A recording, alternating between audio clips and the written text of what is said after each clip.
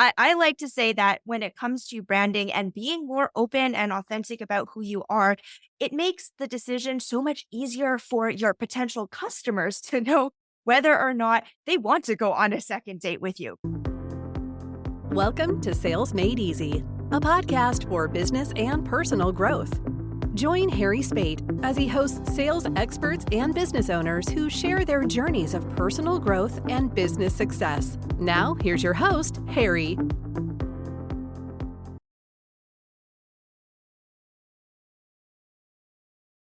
Wow, I am pretty excited about this conversation. I have yet to have a conversation where my guest is wearing really bright ears and they just fit perfectly, and I want some. So Rachel Lee is joining us, and she is a marketing expert. She's a designer and brand stylist that helps disruptive brands and neurospicy entrepreneurs find the sparkle in their brand and develop a unique look that people recognize and remember you for. And we want to be remembered. And after this conversation, I'm pretty sure you will be remembering Rachel Lee. So welcome to the Sales Made Easy podcast. Thank you for having me. I'm so excited to be jamming out with you today. Oh, yes, this is going to be a blast. So Rachel, why don't you tell us a little bit about what it is you do? I kind of described it, but I'd like to hear in your own words what this neurospicy stuff is. It's a fancy term on the market that a lot of neurodivergent people use to describe themselves, but with a little bit more of an edge where it describes people who think differently. Now, I know that there is a scientific classification for it, but I personally think everyone is a little crazy inside. I don't care what you identify as. We are all a little crazy and we all think in completely different ways. And what I love to do is to highlight that fact and then help people extract that and bring that out in the way that they present themselves. Because, when you look online, especially in the world of business, it's like a sea of sameness. Everyone looks the same. Every business, every coach and consultant has this semi-corporate looking branding with a little bit of fun. But no, seriously, guys, like everyone is special and unique and has some element of you that is different. And what I love to do is I love to help you draw that out, like help people see how different you are so that they know if you are or aren't the right fit for them right away. It's just like matchmaking. Put out what you want to attract. And I basically help you with translating that into the online space. Yeah. And you're so genuine. It's like, I remember in our previous conversation, you have the headset on with the ears that are lit. What is the way to describe this? Am I describing it accurately for the people who don't see you on video?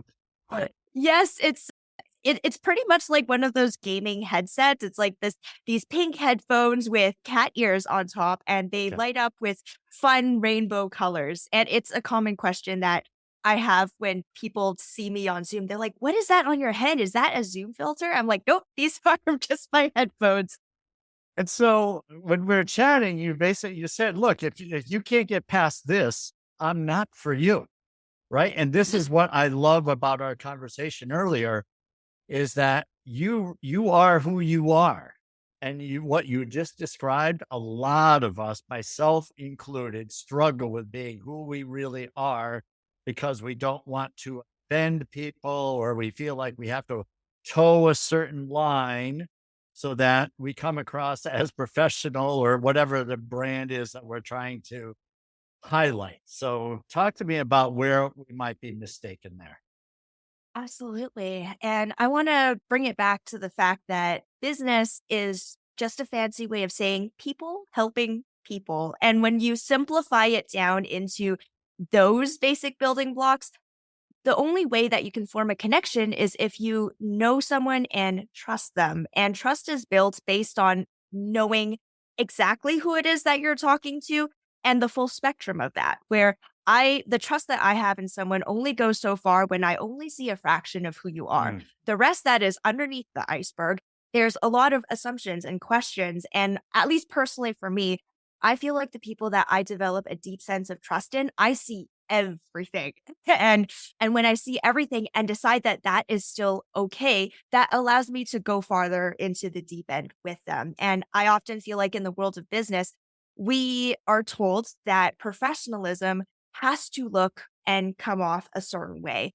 And I understand it is a blanket standard, but the caveat to that is, well, if you present yourself according to the standard and everyone does the same thing, well, how are you going to stand out? And how are people going to be able to tell if you are or aren't the right fit for them? Because as we know, no business is the same. You might do the same things on paper, but the reality is the way that you provide your service is different. The people who resonate with you as the service provider is completely different. And it's our responsibility to be able to communicate that difference so that, honestly, on behalf of our customers, they don't have to spend a whole lot of time and energy. It's kind of like going on the dating circuit. Are you the right fit for me? Do I like you? Do I want to go on a second date? It's the same thing over and over again, and it's exhausting. So I like to say that when it comes to branding and being more open and authentic about who you are, it makes the decision so much easier for your potential customers to know whether or not they want to go on a second date with you, if I were to run with that analogy. And I, oftentimes, yeah, I find that we tend to water down who we are and what we're actually like. And it doesn't serve our clients because it feels like there's something under the table there. We're afraid of showing ourselves because we're afraid of scaring people away. When in reality, they actually want to know. It's better to know everything up front right away than to find out later after they decide to go on 5 dates with you. So, and rants. That's everything from me. so good and so true. I just Yeah, put out a LinkedIn live on the value of trust in sales and in business. And we're so oftenly hoodwinked, right? Where people make promises, we buy stuff that we think is worth the money, and we find out that it isn't. We pay for services thinking we're going to get one thing. We find out that we're really not getting that. And there's a lot of tricks and manipulation and things just don't work out. So I just love the approach. It's just this way you don't have to think about it. Be who you are and take care of the client, right? Take care. Business is a people helping people. So I love what you said, and it just makes perfect sense to me. So this idea of trust in your business, you know, I mean, where you're trying to help businesses to show who they are, what their identity is, being genuine. What are some of the challenges that you find in this sea of sameness when you're speaking to people? What are a couple things that stand out?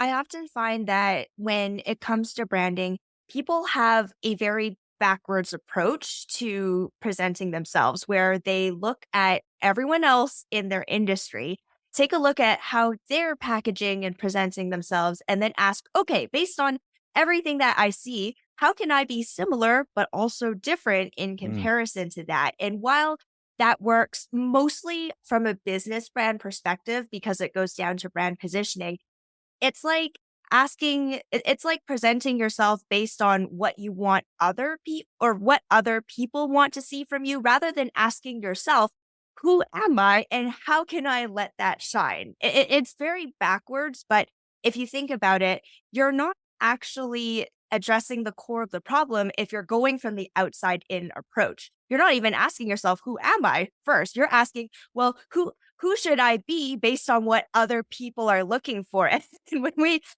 start say it like that, of course everyone's going to be like, "Oh, wait a minute. Like that isn't brand identity. That's just fancy positioning." Whereas at least the approach that I like to take is doing it from the inside out and asking, "Well, what's this vision that you have that you want to create for your brand? Who are you?" For personal brands, and then for businesses, well, what's the thing that really makes you unique? Genuinely, like, is it mm, something about your service, or is it the experience that you create for your customers? Is it your attention to detail, your care, whatever it is? What's the thing that makes you different and unique?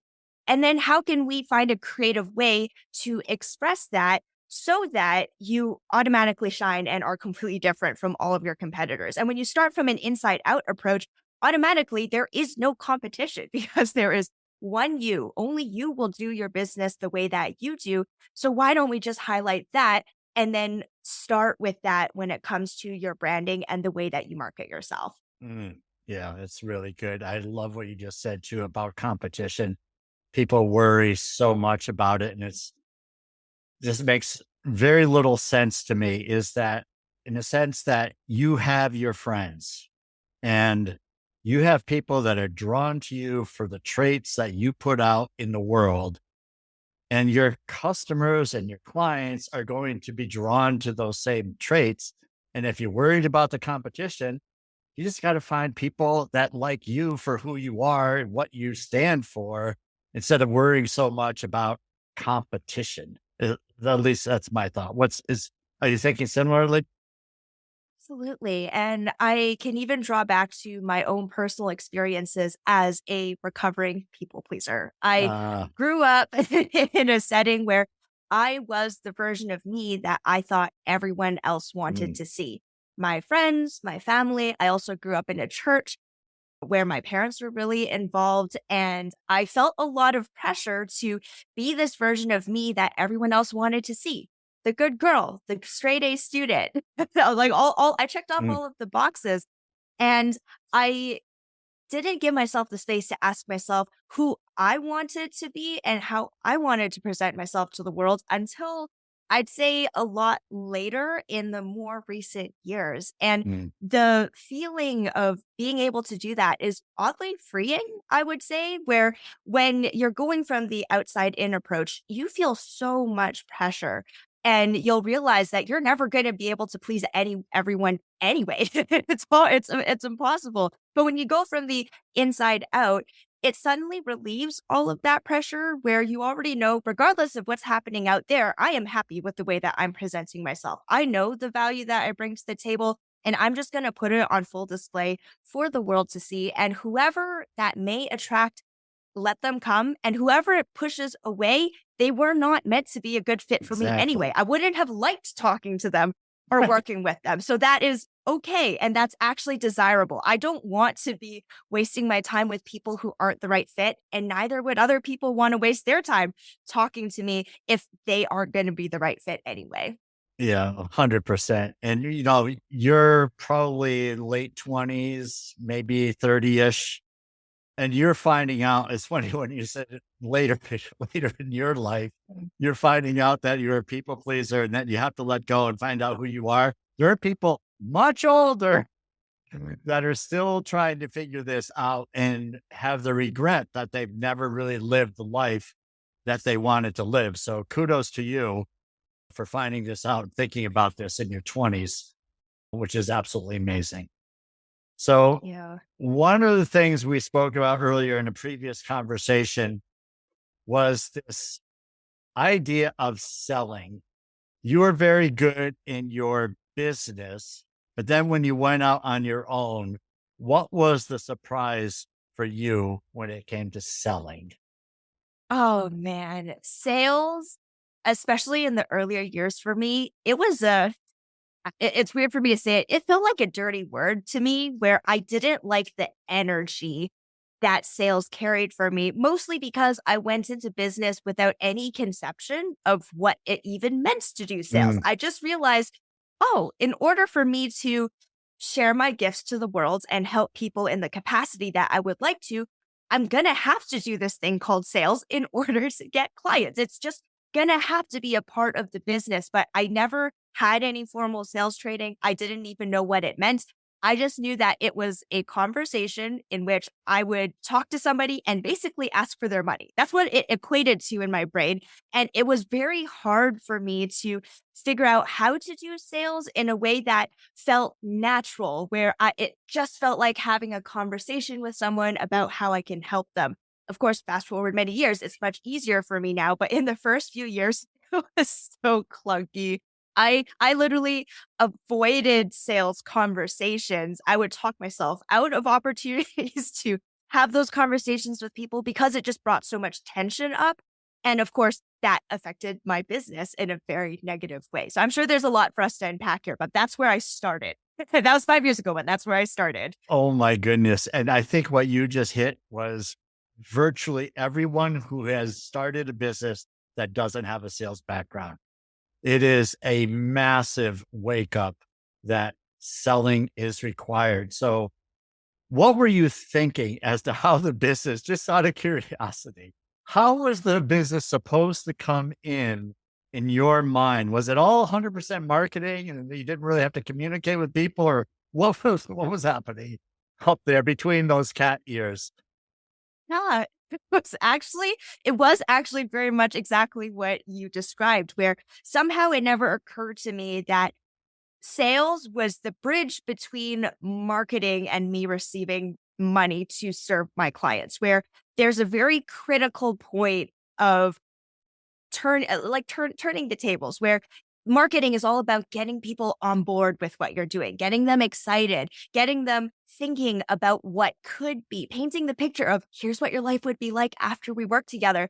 But you still need to have that very critical conversation or moment where people say yes. And I unfortunately did not have that part of the process curated well enough so that I would do an amazing job of getting people all excited, thinking about the possibility of what it would be like to work on their brand. And then I would totally drop the ball in the sales conversation where I wouldn't show up with the same level of confidence. I would Mm, fumble on my words. I wouldn't even have the right words to describe what it is that I do to make the ask in a way that didn't feel weird and sleazy to me. Like I would just totally fumble it and there was a gap in the experience that I was trying to create for my customers, even from a branding perspective, mm, where I do my best to make sure everything is consistent from what you see online to when we hang out on Zoom to down to the way that I deliver my service. I do my best to make sure that it's consistent. And in the first few years, everything was amazing except for that one conversation where I would have to talk to people about what it would look like to actually work together. And for the longest time, that was the bane of my existence. And I avoided it like the plague, mm. which unfortunately, that meant that I relied so heavily on my marketing and to get clients that it was like spray and pray. I think that's a term that I used a lot where I would put stuff out there and then just cross my fingers and hope that that would somehow magically translate into people throwing their money at me. And even though there was a lot of interest, I still realized that I needed to find a way to capture that Mm. energy that was coming my way and then turn it into an opportunity. So that's sort of what I was working with in the first few Wow. years. Yeah. So much good there. And you learned, obviously, but how many opportunities do you think you just missed out on because of your feelings about sales, would you say? I mean, ballpark.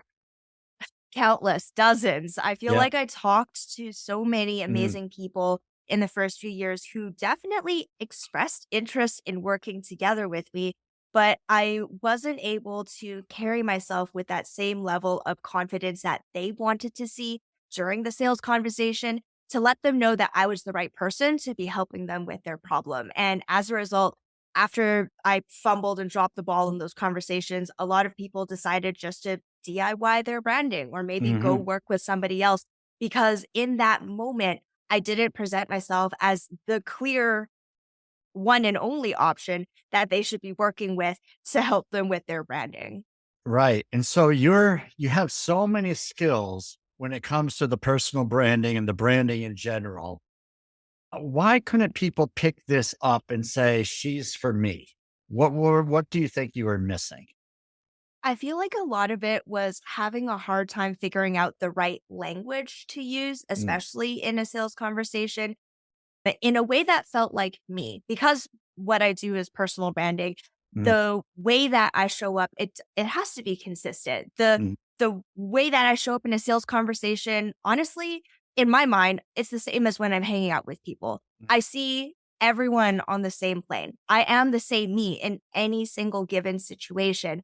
And the ideal situation is that I would be the same in a sales conversation. But because there was an inconsistency, I felt like I was underserving people and I wasn't showing a good example of here's what personal branding is actually like because there was a dip in consistency Mm. when I had that conversation. And I feel like one of the missing pieces for me was finding the language that felt natural to me in a sales conversation. So in the world of sales and marketing, we have certain words like leads, which Mm. tends to make it sound like people are numbers, which that Right. I don't like thinking about people that way. And it messes with it messes with my attitude and my mindset when I go into a conversation to chat with someone about how I can help them. So certain words that I've really needed to rewire in my brain, some other words, for example, where I like to use the word invitation a lot when it comes to making the ask. I invite Mm. you to work together with me. Let's hang out. Let's make something cool together. Let's co-create this Mm. experience where I don't want to feel like I'm pitching somebody. Mhm. I'm not here to give people what they don't need. I'm Mhm. here to get a gauge of where are you at and then see if I can help you get to where you need to go. We both bring equally important halves to the puzzle in order to form the bigger picture. And over time, I've learned to find the language to accurately describe what I want that process to feel like. But it was very difficult because in the beginning, there is no there are no guidelines around what are the right Mm. words to use in a sales conversation. There are words that I know that are effective, but does it make sense when it comes out of my mouth? Maybe not, right? So I had to find the Rachel equivalent of those Mhm. words in order for me to show up with the same level of consistency in my sales conversations as I show up in every other aspect of my business. Yeah, so good. Are you converting leads? What does that even mean? What does that even mean to a potential Right? buyer, right? It's like, Yeah. my lead conversion is terrible. It's Oh like, oh, gosh. so we're talking about onboarding or bringing clients into your business. We're calling this lead conversion. And it is, there's so much wrong with that on the human level that you Yeah. described is that we treat people like a number. We think about, I have to convert. For those of us who have a religious background, that's a word we don't love anymore. And, No. and then it's like we're more worried about closing than potentially creating something together, which is beautiful, right? I love it. How you Exactly. arrive to that from fear and the awkwardness to this really a beautiful place. And I'm sure people love you for, how you could bring them to this point of becoming a client. How did you go from where you were to this? Let's co-create some magic here. Yeah, that's a great question. In the beginning, it was a lot of trial and error. It's like, how you have to take a bunch of wrong turns before you realize Mm. where you need to go. So the first few years was a lot of fumbling around and discovering what I didn't like about the Mm. sales process. And once I was able to pinpoint those things, thankfully, I've had a few coaches and mentors that I've worked with over the past who helped me massage out the knots in my sales process. And I learned bits and pieces from a lot of my different coaches. The word co create is something that I actually picked up off of one of my mentors who Mm. has a consent based sales process. And that's actually what initially drew me into Mm. working together with them because they led with the fact that the sales, it has to be a co-creation Mm. where it's not about you giving someone something that they don't need. It's about you showing up and having a conversation with someone who needs help and then seeing if you're the right fit to be helping them with it.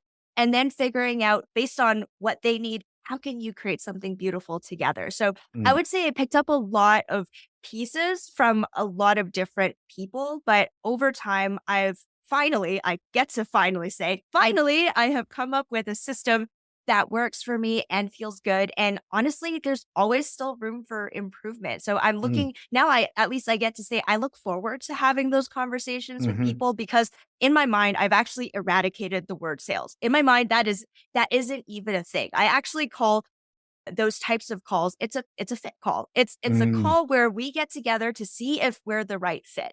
You know that you've got a problem and I know that I offer a certain type of solution. Now it's just a matter of having a conversation about am I the right fit for you? And in the case that the answer is no, I never let someone walk away without being served. So I tell them, hey, well, if I'm not the right fit, I know a whole bunch of people who might be the better fit to serve you, or I can totally direct you to resources that would be able to support you. Because at the end of the day, I realize people are coming to me to ask for help because they trust in me and my expertise. And that's something that I don't hold that lightly. I take Mm. that as a really big responsibility. And regardless of if I'm the right fit or not, I want to make sure that you walk away feeling like you got supported in some way, that you were heard, that you were understood, and that you walk away with something that helped you. If not me, then someone else, because the whole process is about making sure that someone gets helped. And because I've been able to switch those gears around in my brain, suddenly sales is something that I'm interested and excited in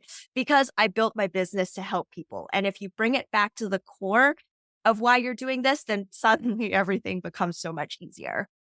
Yeah. I love what you said about the word fit. It's a fit call versus a sales call. Yeah. So good. I'm learning from you, by the way, here. So when you say you're still learning, I'm still learning. And that's just such a great, mental picture. Does this fit? Do we fit for each other? Do we fit each other? Yeah. It's really, really good. I look at sales as serving. So when people say to me, I really hate sales, I just say, substitute the word serving for sales. And when you Yeah. say, I hate serving, I mean, then you shouldn't be in business. But if Exactly. you look at selling as serving and, you know, every step of the way, you're serving people, you're helping people solve a problem or you're providing a need for them. How is that not serving? I mean, if you're doing it Like, only for the money and you don't care about the outcome and you're just going to take people, I mean, there's a small percentage in sales that's like that. I don't know what the percentage is, but a lot of entrepreneurs and solopreneurs who are doing this are not like that. They're not just doing this for the money because they're struggling. If they're in sales and they can't use the sales word, that tells me they're not doing it for the money, right? They're trying to make an impact, trying to make the world a better place, and they want to earn a living doing it.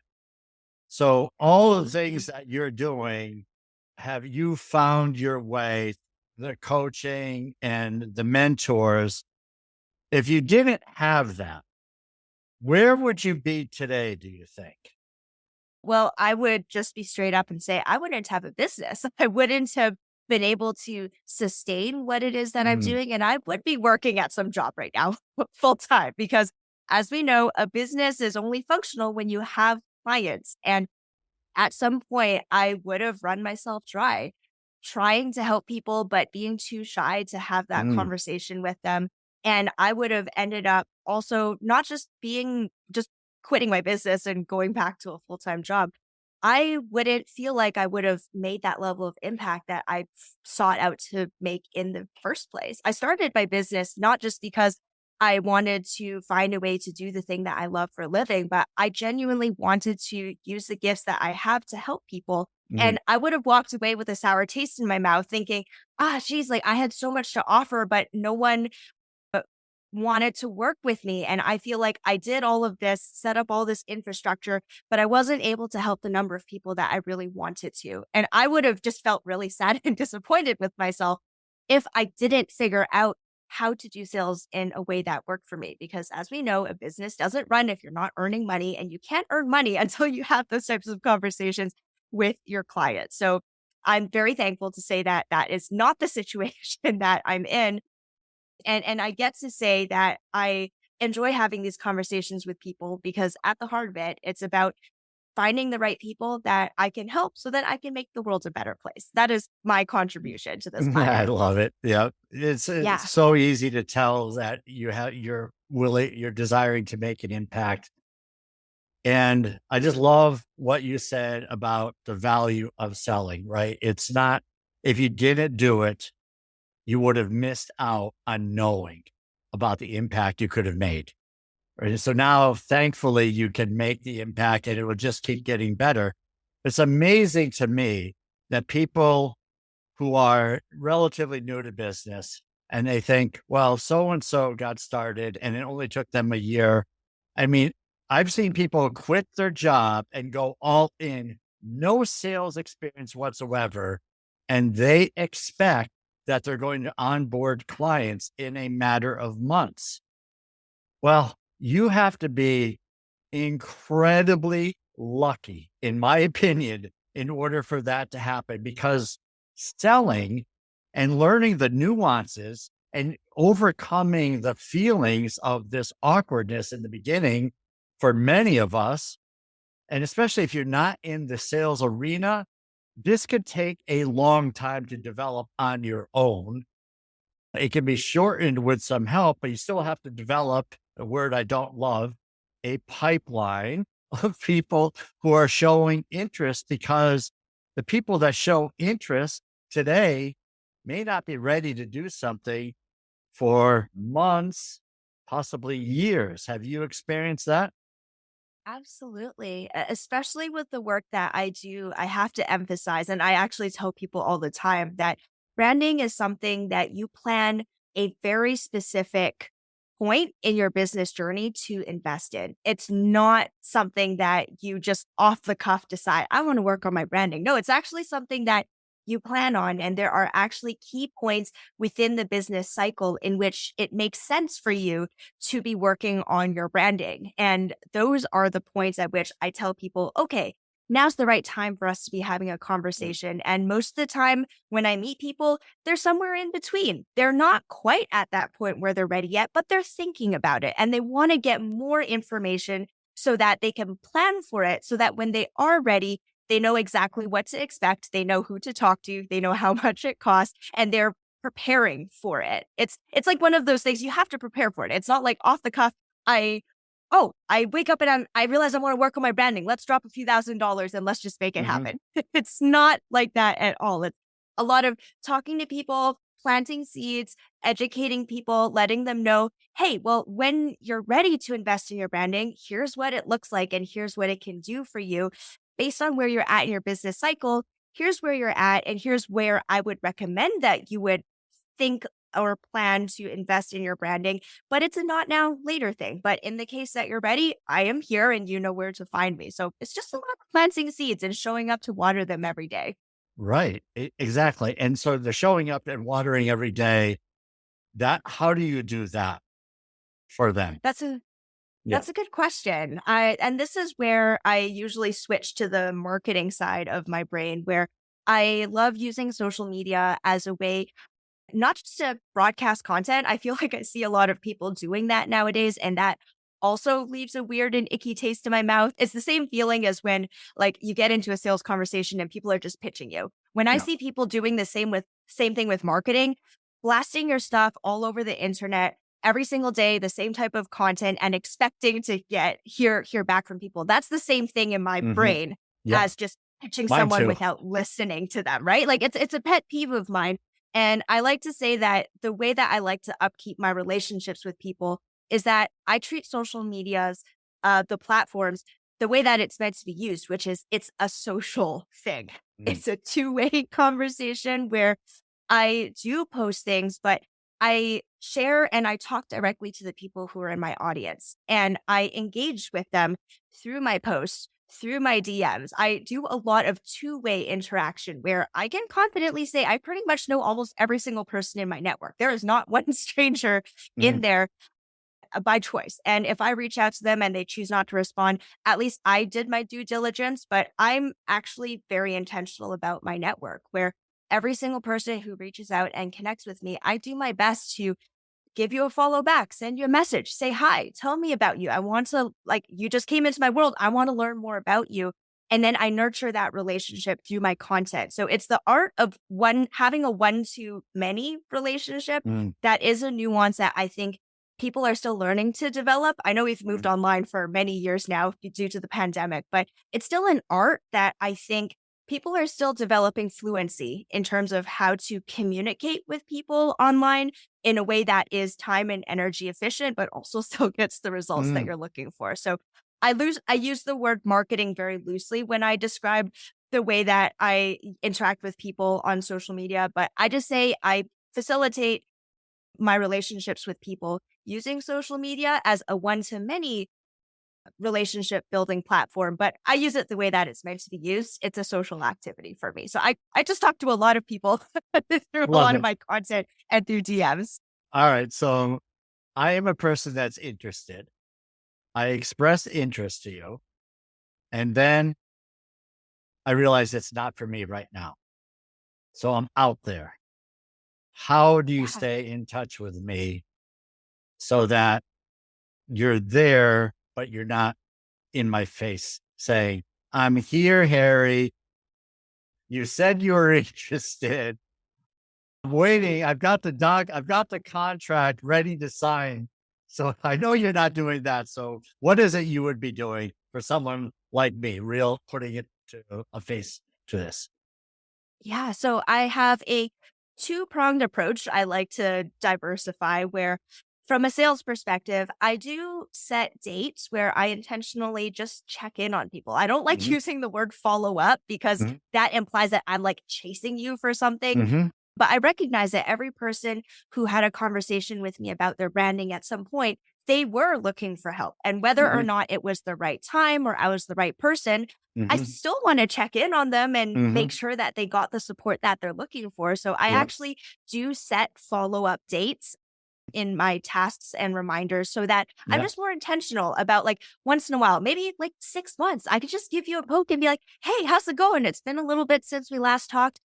How are things going with you? Like tell Hmm. me all the deets, right? Yep. And that's just the direct from a sales perspective, just the Yep. direct relationship building part. But also, I do my best to make sure that I'm connected with all of my contacts on social media. So as I'm posting things, I am talking about all sorts of things that are related to branding, sharing my own Mm. personal things. And it's very much like the relationship you have with your friends. You're just scrubbing through social media and oh, all of a sudden you see them and you're Yep. thinking of them. And it's about staying in touch without always directly being in conversation, Right. and that's sort of the two-pronged approach where once in a while we'll have a direct interaction. I'll just poke you to say hi, see how Hmm. you're doing. But also you're still seeing my stuff popping up in your feed. So I'm around and in your sphere, even though we're not always talking. So that way, like I find a good balance of I'm not in your face, but you don't forget about me. Right. Yeah. It's really good. The thing that I struggle with is when people, I don't hear them, see them on social media, and then I get a DM from them and it's, hey, Harry, I've been thinking about you. And I'm like, I know you've been thinking about me. All right. When you say that you've been thinking about me, it's like, I know that you want me to be your client. You're Yeah. not showing up though in my feed and you're not showing up on my posts. So the only reason you're staying in touch is for me to consider you in the, and I'd much rather look at people who are commenting and supporting me as potential partners versus the one that disappears and so forth. So what's your thought on that? Absolutely. I have so many pet peeves surrounding that, but that's why I always go back to the fact that it's about building relationships with people. Mm. And even if I didn't run a business and I'd super simplified everything for myself, I would ask myself, well, how would I just normally interact with my friends and family? When I see their stuff on social, of course, I'm going to comment on their post, say happy birthday or congratulations on your anniversary. I'm going to be interacting with you because I care. And Mm. I feel like people often forget how to do the human thing when it comes to following up Mhm. and doing the sales thing. It's about actually just nurturing that relationship. Like people forget to do the human thing Right. and just showing that you're paying attention. I see what you're doing. I'm engaged and I'm involved. And that's where people usually drop the ball. And it sounds silly, but it's actually a plight that I see in the world of business because I know what experience I don't like. And Mm. whenever people treat me that way or they send me that DM and they send me, oh, hey, just following up with you on that conversation we had previously, I shut them down right away. I'm Right. like, Right. I Right. will let you know when I am ready to have a conversation. And so please leave me alone. That's nice of I, you. Yeah. I just ignore them. yeah, I prefer to be upfront where I'm the type, I mean, personally for me, like one thing that I recognize is based on the type of buyer that you are, those are the types of buyers that you attract. At least that's Mm, what my coaches and mentors have told me. And I've yeah. actually found that's pretty accurate. So for me, the type of buyer that I am is I know exactly what I need. And when I need something, I will reach out directly to you and I will be ready to buy already. I would have done all of my research and I'll send you a DM and say, hey, I actually need your assistance on this thing. I already know what your packages are. Please let me know how and when I can get started. That's the Mm, type of buyer that I am, where I don't need you to pitch me. I know everything, but yeah. I won't reach out until I know that I am ready because I don't want to waste your time and I don't want to waste my time on needless conversation. So because that's the type of buyer that I am, I know that my clients are the same. They do their research, they take their Mm, time, but when they reach out, they are 110% ready to move forward because everything out was already laid out on the table. mm, so good. Yeah. You don't have to bug those people. You don't have to Nope. be in their face. And you just you have to just let the clock tick sometimes, right? Yeah. You put the water out, the seed is out there, you water, and then you just kind of have to let it go. It's like, they'll be ready when they're ready. I did everything that is in my power. And then I'm going to put them in. I will see where they are in a few months or whatever. It's amazing how people resurface when they're ready. And That's it's true. like they say things like, I've been thinking about you, Rachel, and it's amazing you met me. I've been wanting to. And, you hear these things. It's just like they're out there and you just got to keep doing the right thing. So, really great stuff, Rachel. So, let me ask you, I probably have not asked enough, but can you describe really what it is you do and then where people can find you so that you're such a gracious guest and love the energy? I want to make sure that people who are listening can find you easily. Thank you. I appreciate that. And it comes to the way that I work, I like to tell people that there are two halves to the work that I do, where the first half is having a conversation with you about your brand. What is your brand? Who are you? And what is it that you're trying to put out into the world? What do you want people to know you for? And then helping people just find that clarity piece of, and that's the inner work, right? Let's figure out who you are and what you're trying to put out into the world and get really clear on that picture first. What's your message? What's the thing that you stand for? What's the thing that actually makes you special? And once we know exactly what those things are, then the second half of what I do kicks in, where I do have a background in design. I was the art kid growing up, and as a grown up, I'm still the art kid. I just seem to have this superpower where after a 90-minute conversation, the energy that I feel from you into a signature style that people see and recognize you for. So that the moment that they see you online, they feel you right away. And then they just get sucked down the rabbit hole. So that's basically the two halves of what I do, where we talk about who you are and then we find a creative way to capture that and showcase that online so that you become a magnet that attracts all of the right people into your sphere.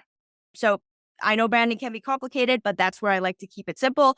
There's two steps, two halves to what I do. Step one and step two. Everyone goes through the same process for me. So good. Do people, I've got to ask this question, probably throw you off, but do people say, I don't know who I am ever? I feel like there are actually a surprising number of people, and it takes a lot of bravery to have these types of conversations. I'm Mm, going to first off acknowledge that.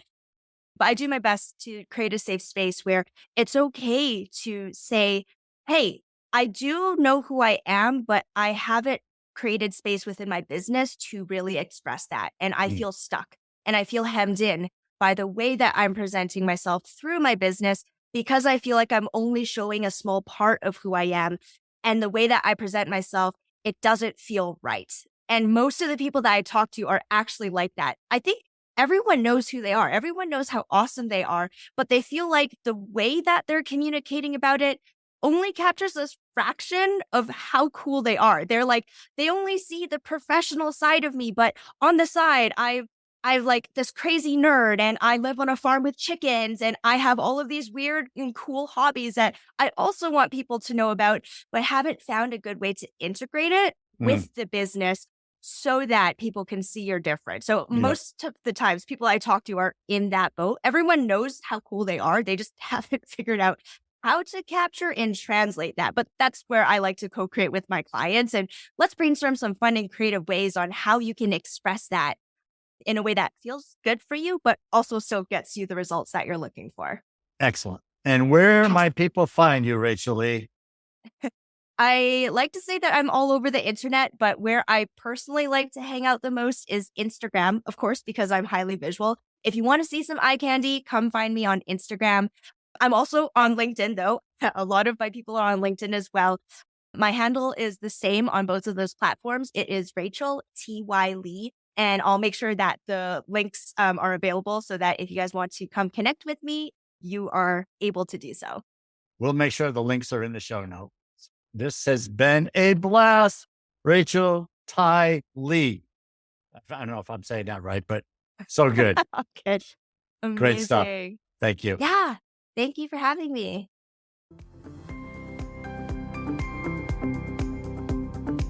Thank you for listening to Sales Made Easy. If you found value in our conversations, please subscribe and leave a review.